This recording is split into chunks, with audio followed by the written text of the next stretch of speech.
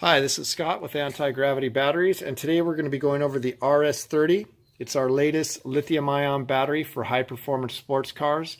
It's an 11-pound battery that replaces the 45-pound Group 48/H6 battery that's found in most Porsches. We're going to be installing it into this tray that we've developed, and what this battery tray does, it allows the much smaller RS30 to fit into a tray that mimics the larger lead acid battery and allows for a drop-in fit without modifying your OEM mounting. So it's very simple to install. The tray consists of a battery tray, 2 support rods, and a top mount bar. And to build the battery tray is very simple. You just mount the 2 support rods onto the tray itself, here and here, and then after installing the battery into the tray, you mount the top bar. Once that's done, it's ready for a direct replacement into your Porsche. Here is the battery as it is installed into the tray. These are 5mm Allen bolts. So basically, to build this tray, all you need is a 5mm Allen wrench. Tell you a little bit about the RS30 itself. It's a 11.5 pound battery, has 30 amp hours and roughly 1200 cranking amps.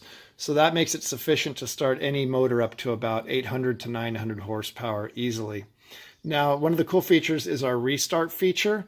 And what that does is if you ever over discharge the battery actually puts itself to sleep and saves enough reserve capacity so that you can come back to the battery. You press our restart button, hold it for 5 seconds, and the battery will access that reserve energy and not leave you stranded. It also has the ability to be turned on or off. For example, you'll see me press the button, and that means it's off. If I press and hold the button, you'll see a green light lit right here, and that indicates the battery is now on.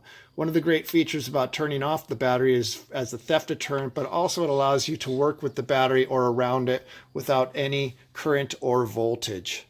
So now we're going to take the battery over to the GT3 RS, put it in there, and I'll show you how simple it is to install there. Here we are at the GT3, and we're getting ready to do the install. I have the RS30 here.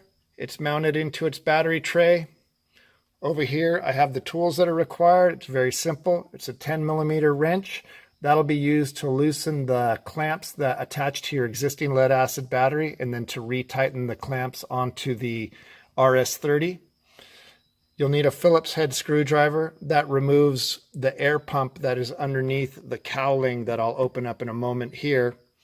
And then you'll need a socket wrench that has a 13mm head, and you'll probably need about a 6 to 8 inch extension on that. So here's a view of the trunk area of the GT3, and it's very simple. You first go to this indentation over here, and you gently pull up, firmly but gently. Remove that. You go over to the other side, same thing, pull that up. Now you can easily just pull up the cowling, sort of jiggle it back and forth, and it comes off very easily to expose the battery area. So this box right here is a tire pump, and you can easily access it by grabbing this tab right here and pulling open to access the tire pump. You can then remove the tire pump, and you will find a Phillips head screw located right in here. I've already removed it, and you'll find another located here, which I've already removed, and then another located here. Once you remove these 3 screws, you can easily just jiggle back and forth the tray and pull it out. Now, once the tray is out, you can see you have a lot of access in here to the battery. The next step you would be doing is you need to remove this battery bracket. You will not be using this battery bracket again, but you can save it for later use. But with the RS30 installation, you will not be using it. There's only 2 bolts that hold this in place. There's one at the front located right here, and then if you follow back to the firewall, there's one that is deep inside there, and you can use your extension socket to get in there. They're both 13mm bolts, And once you have removed those 13mm bolts, this bracket easily comes off. As I said, again, you will not be using this in the future with the lithium battery you are installing. After removing the bracket, it's very simple. There's only one more bolt to remove, and that is right down here, and that is the center bolt where the battery is, and it's attached to a metal cleat that is right here.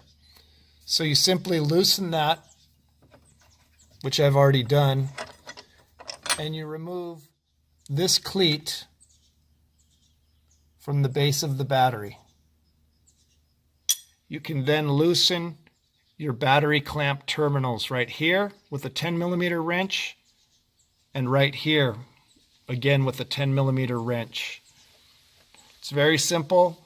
Once they're loose, you pull them off and tuck them away.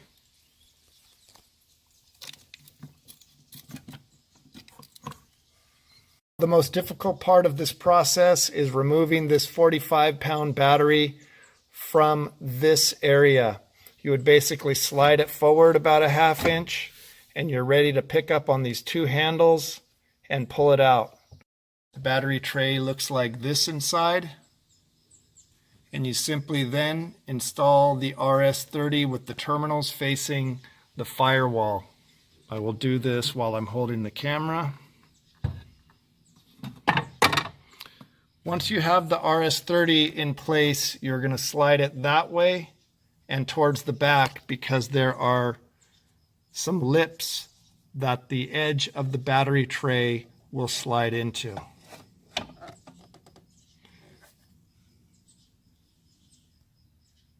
Once you have verified that it's pushed back under these lips right here that hold down the edge on the far side, you can then mount the cleat again right here. I've taken the cleat and I will put it here. Now, as you can see, I've mounted the cleat here. It is holding this edge of the battery. I tighten this down to roughly 20 pounds of torque, and that should be ready to go. At this point, all that is remaining is that you reinstall the clamps on the battery. I prefer to start with the negative terminal attached first, then attach the positive terminal. But if you had turned your RS30 off, it will not make any difference because the terminals will not be energized. On one note, on the positive and negative terminal both, you want to make sure that you've slid down the clamp as far onto the terminal as possible and then tighten. That way you will have a good grip on the terminal itself with no chance of vibrating or sliding off in the future. Another thing to look for is when you reinstall the air pump tray, there are some clips at the base of the air pump tray, and they will attach directly onto the leading edge of the battery tray here. So slide those in, make sure your holes are lined up here. Then the air pump tray goes in pretty easy.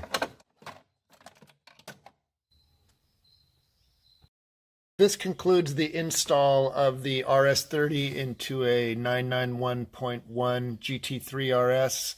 And a couple more points I want to go over is I usually don't put the cowling back on here, and I don't reinstall the tire inflator, figuring if I get in a flat in this car, that tire inflator isn't going to do much good. But if you can, I assume you can get this stuff back in yourself. I want to show you the RS30. Right now it is turned on, and you can see by this green LED that means it is on. And if I click this button, you'll see only one blue light lit. It goes up to right here. There's a greenish blue and then the blue light. That signifies there's plenty of charge. It should be at 13.2 volts at that point. I will show you by connecting our Optimate tester. and you can see the Optimate is actually reading at 13.3. This is a very accurate tester. And what I'll do is I'll start the car and then I'll show you how it goes up voltage while the car is running and the alternator is charging it.